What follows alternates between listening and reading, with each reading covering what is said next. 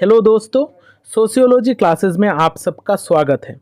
आज हम डिस्कस करने वाले हैं सेकुलरिज्म के बारे में। सेकुलरिज्म एक ऐसा सिस्टम ऑफ थॉट है जहाँ पर हम रिलीजियन का जो इम्पोर्टेंस है उसको कम करते हैं। रिलीजियन को स्टेट से या फिर लोगों से हम जुदा करने की कोशिश करते हैं। अलग अलग जगहों पर सेकुलरिज्म को अलग तरीके से डिफाइन किया गया है। सेकुलरिज्म का मेन पर्पस ही है रिलीजियन का जो इफेक्ट है हमारे लाइफ्स में उसको कम करना। यहाँ पर आज के क्लास में हम कौन सी चीज़ों को डिस्कस करेंगे, पहले वो देख लेते हैं। हम पहले देखेंगे कि सेकुलरिज्म कहाँ से ओरिजिन हुआ है और इसका मेन पर्पस क्या है। फिर देखेंगे डेफिनेशंस ऑफ सेकुलरिज्म। सेकुलरिज्म के अलग अलग बहुत सारे डेफिनेशंस हैं, क्योंकि सेकुलरिज्म कॉन्टेक्स्ट के हिसाब से, स्टेट के हिसाब से, कंट्री के हिसाब से चेंज होता है इसका कॉन्सेप्ट। फिर देखेंगे सेकुलराइजेशन का प्रोसेस, किस तरीके से हम धीरे धीरे सेकुलरिज्म तक पहुँचे। उसके बाद European experience of secularism, Indian experience of secularism. ये जो यूरोपियन एक्सपीरियंस ऑफ सेकुलरिज्म है और इंडियन एक्सपीरियंस है, ये दो बहुत अलग तरीके का चीज़ है। इसके बारे में हम डिटेल में देखेंगे। फिर देखेंगे Gandhi and Nehru on secularism. India का जो नेशनल मूवमेंट था उसमें महात्मा गांधी और जवाहरलाल नेहरू का बहुत ज़्यादा इम्पोर्टेंट रोल था। वो लोग रिलीजियन को किस तरीके से देखने की कोशिश किए थे और उन्होंने रिलीजियन का जो कॉन्सेप्ट है उसको सेकुलर करने में किस तरीके का रोल अदा किया था, ये सारे चीज़ें आज के क्लास में डिटेल में देखेंगे। तो चलिए आज का क्लास शुरू करते हैं। हम पहले देखते हैं कि सेकुलरिज्म जो टर्म है ये कहाँ से आया है। ये पहले आया था एक लैटिन वर्ड जो है सेक्युलम। इसका मीनिंग होता है सेंचुरी या फिर एज। सेकुलरिज्म टर्म पहले दिया था जॉर्ज जैकब होलियोक ने। वो एक सोशियोलॉजिस्ट थे। उन्होंने 1851 में सेकुलरिज्म का कॉन्सेप्ट दिया था। सेकुलरिज्म कॉन्सेप्ट का ओरिजिन मेनली हुआ था, ये एक बाय प्रोडक्ट के हिसाब से आया था, यानी कि रेनेसा और एनलाइटनमेंट के मिक्स होने के बाद ही हमारा सेकुलरिज्म कॉन्सेप्ट डेवलप हुआ था।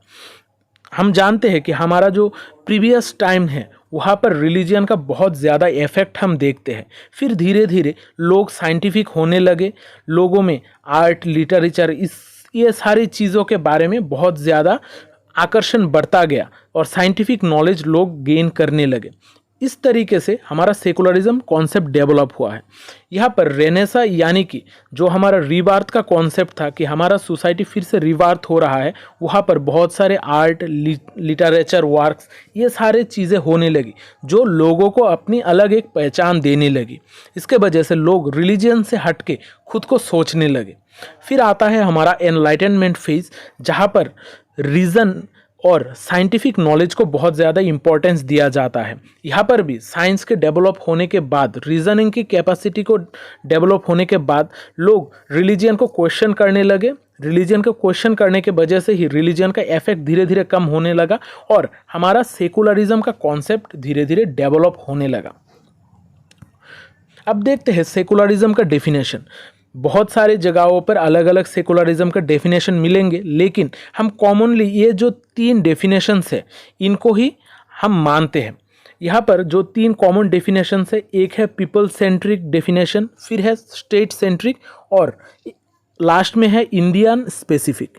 यहाँ पर पीपल सेंट्रिक डेफिनेशन यानी कि यहाँ पर कहा जाता है कि स्टेट को अपनी चीज़ों में सेपरेट रहना होगा। हमारा जो रिलीजियन है इसको सेपरेट रखना होगा। Politics, economy, education, social life, culture, ये सारे चीज़ों से सेपरेट रखना होगा। रिलीजियन अलग रहेगा और ये सारे चीज़ें अलग तरीके से काम करेंगी। फिर आता है हमारा state centric definition. State centric में कहा जाता है कि जो भी स्टेट होगा वो रिलीजियन को न्यूट्रल मानेगा। रिलीजियन को न्यूट्रल पोजीशन पर रख के ही वो अपना सारे लॉज, कायदे कानून तैयार करेगा और लोगों को गवर्न करेगा। इसलिए स्टेट सेंट्रिक कॉन्सेप्ट भी, डेफिनेशन भी बहुत एक इम्पॉर्टेंट है। फिर आता है हमारा इंडियन स्पेसिफिक डेफिनेशन। यहाँ पर ये जो डेफिनेशन है हम मेनली इंडिया के लिए ही देखते हैं। यहाँ पर जो सेकुलरिज्म का कॉन्सेप्ट है वो कॉलोनियलिज्म और कम्युनलिज्म के एगेंस्ट में जाकर ही डेवलप होता है। कॉलोनियलिज्म यानी कि ब्रिटिशर्स जो थे उनके एगेंस्ट, और कम्युनलिज्म यानी कि किसी भी रिलीजन को फेवर करना, ये दोनों चीज़ों को एगेंस्ट में रखते हुए ही हमारा जो नेशनल मूवमेंट के जो लीडर्स थे उन्होंने सेकुलरिज्म का कॉन्सेप्ट किया था। उन्होंने कहा था कि हमारे इंडिया में हम किसी भी रिलीजन को फेवर नहीं करेंगे, हर जो रिलीजन होगा उसको इक्वल इम्पोर्टेंस देंगे। यही है इंडियन सेकुलरिज्म का कॉन्सेप्ट। यहाँ पर किसी भी रिलीजन को छोटा करने की बात नहीं की गई है और किसी भी रिलीजन को एकदम बाहर फेंक देना इस तरीके का बात भी नहीं की गई है। अब देखते हैं सेकुलराइजेशन का प्रोसेस। सेकुलराइजेशन क्या होता है मेनली?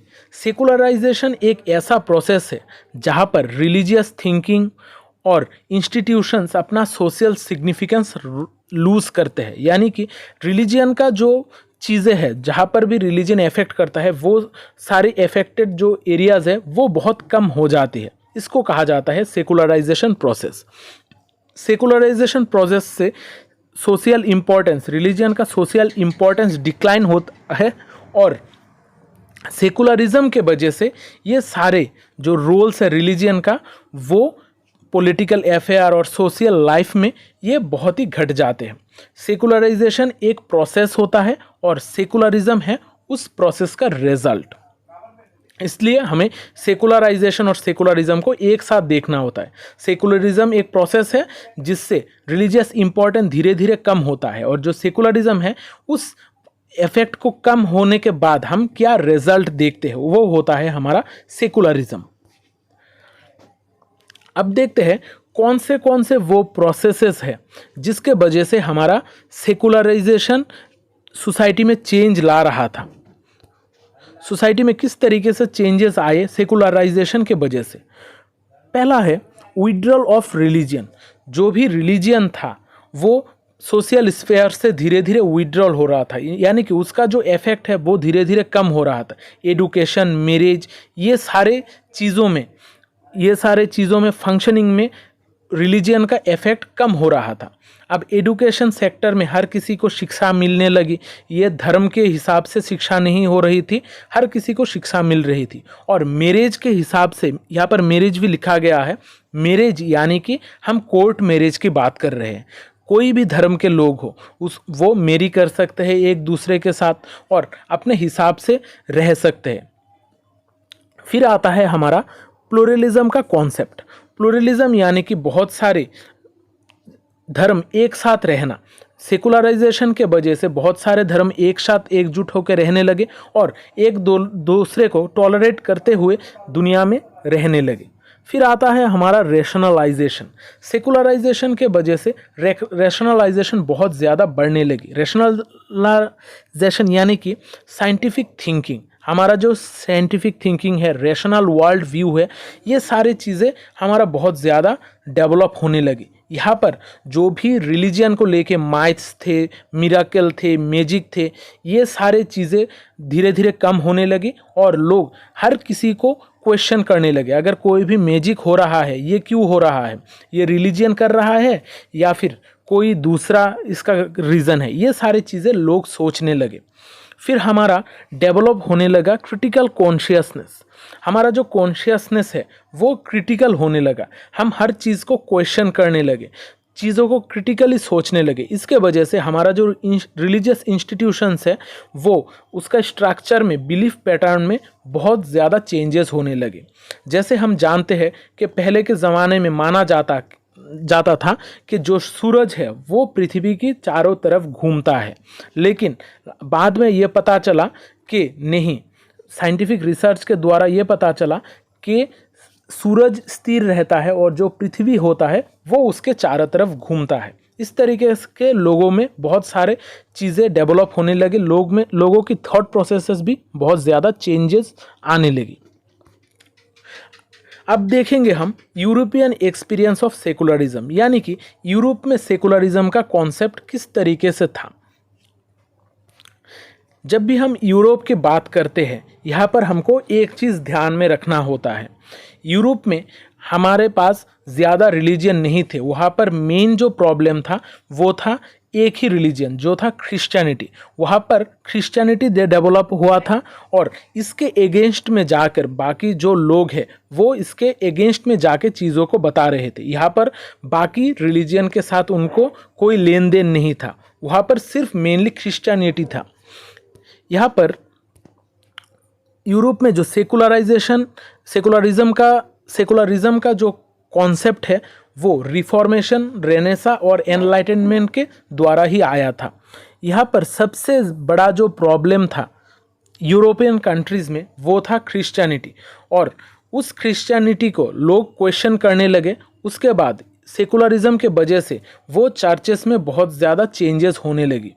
उसके वजह से चर्चेस में बहुत सारे डिवीज़न हुए, बहुत सारे लोग अलग अलग जो सिस्टम है क्रिश्चियनिटी के उसमें जाने लगे, जैसे कि प्रोटेस्टेंट एथिक्स, कैथलिक्स, ये सारे चीज़ों में डिवीज़न होने लगा और नेशनल चर्चेस भी बंद होने लगे धीरे धीरे। वहाँ पर पहले चर्च ही सब कुछ संभालता था, लेकिन जब से ये सेकुलरिज्म आया है, बिजनेस जो भी बोर्ग्यूसी थे, कैपिटलिस्ट थे, उनके पास ही सारे पावर जाने लगा और चर्च का जो इफेक्ट है वो धीरे धीरे कम होने लगा। सेकुलरिज्म का जो कॉन्सेप्ट है वो लोगों में पॉपुलर होने लगा। ये पॉपुलर होने का मेन रीज़न ही था पब्लिसिटी। वहाँ के जो साइंटिफिक थिंकिंग वाले लोग थे वो लोग पब्लिसिटी कर रहे थे इस सेकुलरिज्म का।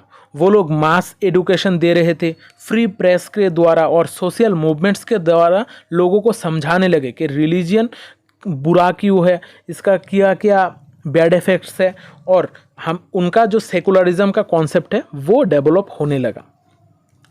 फिर देखते हैं हम सेकुलराइजेशन का प्रोसेस यूरोप में किस तरीके का था। वहाँ पर इंडिया के जैसा सेम टू सेम तो चीज़ें नहीं थी, लेकिन वहाँ पर भी बहुत सारे चेंजेस हम देखते हैं।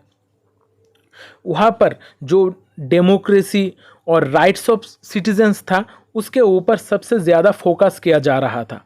पहले जो रिलीजन के ऊपर सबसे ज़्यादा फोकस हुआ था वो शिफ्ट होके लोगों की डेमोक्रेसी और लोगों का राइट्स के ऊपर फोकस होने लगा। वहाँ पर इंग्लैंड, फ्रांस में ये सारे चीज़ें बहुत तेज़ी से बढ़ने लगा और लोगों का जो फ्रीडम ऑफ कॉन्साइंस है, यानी कि लोगों का जो फ्रीडम का नीति है या फिर फ्रीडम का जो चाहना है, ये सारे चीज़ें बहुत ज़्यादा इम्पोर्टेंस पाने लगी।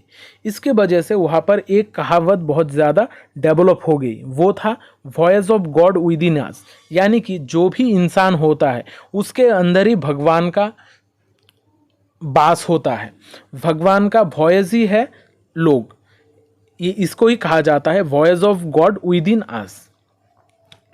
ये जो सेकुलराइजेशन का प्रोसेस है यूरोपियन कंट्रीज़ में, वहाँ पर हम बहुत सारे स्टेजेस में चीज़ों को डेवलप होते देखते हैं। हम मेनली तीन स्टेजेस में ये सारे जो फ्रीडम ऑफ कॉन्साइंस है ये डेवलप होते देखते हैं।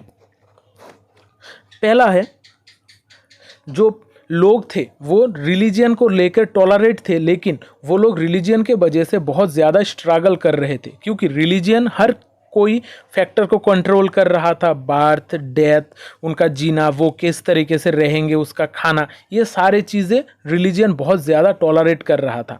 उसके बाद आया हमारा सेकेंड स्टेज, जहाँ पर लोग रिलीजियन के माध्यम से खुद को फ्रीडम में लाने की कोशिश कर रहे थे। रिलीजियन को इस तरीके से सोचने की कोशिश कर रहे थे कि वो लोग डेमोक्रेटिक हो जाए, उनका जो रिलीजन है उनको कंट्रोल ना कर पाए।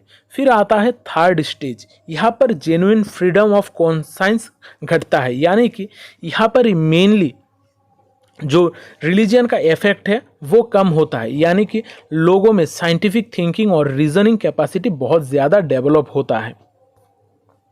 अब देखते हैं secularism in India. Secularism India में किस तरीके से डेवलप हुआ था। हम इंडिया में बहुत सारे रिलीजन देखते हैं, हिंदुइज़्म, जैनिज़्म, बुद्धिज़्म, सिखिज़्म, इस्लाम, क्रिश्चियनिटी, लेकिन इंडिया में सेकुलराइजेशन प्रोसेस बहुत एक कॉम्प्लिकेटेड प्रोसेस है। यहाँ पर बहुत सारे प्लूरलिज्म हम देखते हैं। यहाँ पर इंडिया का जो सेकुलरिज्म का कॉन्सेप्ट है ये थोड़ा अलग है यूरोपियन कंट्रीज़ से, क्योंकि यूरोपियन कंट्रीज़ में सिर्फ एक ही रिलीजियन था और उनको सिर्फ इस रिलीजियन के एगेंस्ट में जाकर ही चीज़ों को सॉर्ट आउट करना था। लेकिन इंडिया के केस में ऐसा नहीं था। इंडिया में जो सेकुलरिज्म है ये कोई ऑप्शनल एक्स्ट्रा नहीं था, यहाँ पर ये एक नेसेसिटी थी, इसको करना ही था। ये मॉडर्न डेमोक्रेसी के लिए एक बहुत ही इम्पॉर्टेंट एस्पेक्ट बन चुका था। इंडिया का जो सिस्टम है यहाँ पर रिलीजियस प्लूरलिटी हम देखते हैं, बहुत सारे कास्ट ग्रुप देखते हैं और ये सारे लोग एक साथ एकजुट होकर रहते हैं। हम मिडाइवल टाइम से यानी कि पुराने ज़माने से ही प्लूरलिज्म हमारे इंडिया में प्रैक्टिस होता आ रहा है और इसको चैलेंज करना कभी भी ज़रूरी नहीं पड़ा। लेकिन हम जब मॉडर्न टाइम्स की बात करते हैं वहाँ पर हम इक्वल राइट्स की बात करते हैं। हर किसी को इक्वल राइट्स चाहिए, हर किसी को अपने हिसाब से जीना है। इस वजह से सेकुलरिज्म का जो कॉन्सेप्ट है वो धीरे धीरे डेवलप होने लगा। इंडिया का सेकुलरिज्म डेवलप होता है मेनली कॉलोनियल इम्पैक्ट के वजह से। जो भी ब्रिटिशर्स थे इंडिया में आए थे वो लोग इंडिया को इस तरीके से रूल कर रहे थे, वो लोग चाहते थे कि इंडिया को बहुत दिनों तक रूल करे और इंडिया का जो भी चीज़ें हैं, सामान है, वो लोग ले जाए। वो लोगों ने, ब्रिटिशर्स ने इंडिया को डिवाइड एंड रूल में बांट दिया था। उनका जो मेन पॉलिसी था वो था डिवाइड एंड रूल, यानी कि इंडिया में बहुत सारे रिलीजियंस है, वो लोग चाहते थे कि हर जो रिलीजन है उसको अलग कर दिया जाए, उनको डिवाइड कर दिया जाए और एक एक ग्रुप का अलग तरीके से रूल किया जाए ताकि वो लोग अपने आप में उलझे रहे और वो लोग अपना शासन बजाए रख सके। यही जो चीज़ है यही मेनली हमारा सेकुलरिज्म का मेन कारण बन जाता है। जो भी एंटी कॉलोनियल नेशनलिस्ट थे, यानी कि जो भी लोग कॉलोनियलिज्म के एगेंस्ट में जाके बात कर रहे थे, वो ही मेनली हमारा टॉर्च बियरर बने सेकुलरिज्म का, सोशल रिफॉर्म का और नेशनल यूनिटी का। जैसे हमारा महात्मा गांधी, जवाहरलाल नेहरू, सुभाष चंद्र बोस, ये सारे लोग हमारे टॉर्च बियरर बने सेकुलरिज्म के लिए। इंडिया का जो स्ट्रेटजी था नेशनल मूवमेंट के टाइम वो था यूनिटी इन डाइवर्सिटी।